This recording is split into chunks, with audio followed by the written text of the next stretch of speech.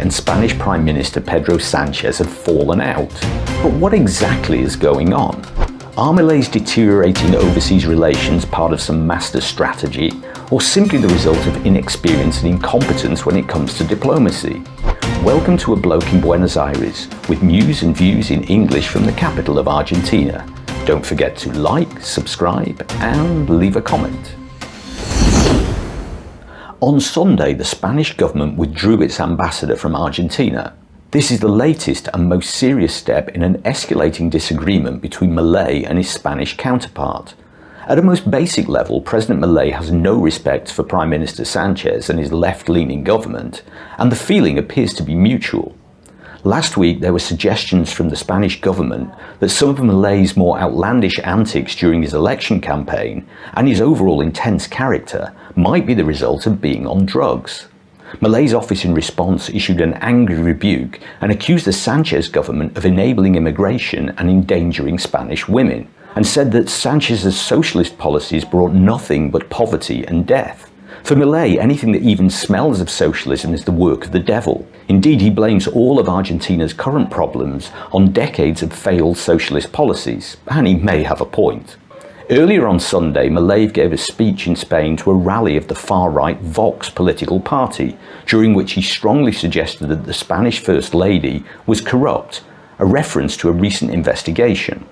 Visiting Spain to speak at a rally of an opposition political party without any official meeting with the Prime Minister is seen as a huge break of protocol by a foreign head of state. Milei has simply said that this was a private visit to speak at the far-right rally as a private person and not in his capacity as President of Argentina.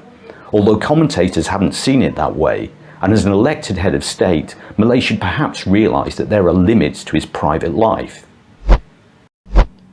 President Milei's sharp tongue has been the cause of a number of international incidents and disagreements, both during his election campaign and since becoming President of Argentina.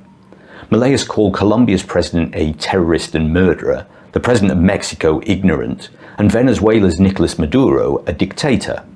Milei insulted Lula da Silva of Brazil to the point that Lula snubbed Milei's inauguration in December. So with complete abandonment of protocol, Milei invited the far-right ex-president of Brazil, Jair Bolsonaro, instead. Although it has to be said that Milei has toned down his anti-Lula rhetoric since discovering that Brazil is Argentina's leading trading partner. Milei was also very rude about Pope Francis, although the two have made up after paying a visit to Rome. And it isn't only the president who takes an amateurish approach to international relations. Recently, after a trip to China, another country that Milei had previously insulted, Argentine Foreign Minister Diana Mondino was quoted as saying that all Chinese people look the same. Part of being president isn't just about fixing the economy. Milei has a finance minister to deal with that. It's also about maintaining good relations with friendly nations and trading partners, even if on a personal level one might not like their leaders.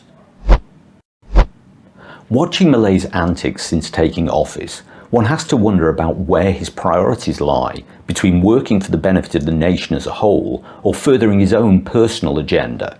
Milei has spent a good deal of time in the company of far-right world leaders, ex-leaders and leaders in waiting. He's met with current Prime Minister of Italy, Meloni, ex-Brazilian President Bolsonaro, and one and possibly future US President Donald Trump. And Milei's growing personal relationship with businessman Elon Musk is well documented. It's been suggested that Milei might be trying to position himself at the centre of some kind of far-right international coalition. Most worrying of all, considering current world events, is Milei's visit to Israel and his unequivocal support for Benjamin Netanyahu. Javier Milei is currently in the process of conversion to Judaism, which was probably the motivation behind his visit. But his strong statements of support, which may or may not be in Argentina's best interests, suggest a blurring of the lines between President Milei and Javier Milei. Thanks for watching. If you like this latest video, please give it a like. And if you're not already subscribed but want to see more content like this, just click on the button. If you want to support the channel, you can buy me a coffee in the link below. And until next time, que tengas un buen día.